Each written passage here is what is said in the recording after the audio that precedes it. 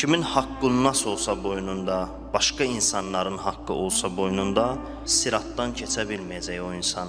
Həmin insandan halallıq almayana qədər və o insan halallıq verməsə, Allah o insanı bağışlamayacaq. Məsələn, qeybətini edib.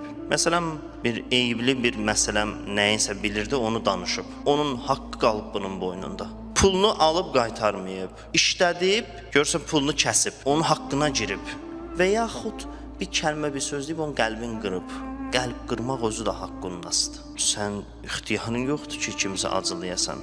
Sən firon deyirsən ki, hamı sənin sözünlə oturub dursun. Kimsə sənin fikrinlə razılaşmayanda, kimsə sənin sözünlə oturub durmayanda, yolu budur ki, bir acı bir söz deyəsən, onun qəlbini qırasan.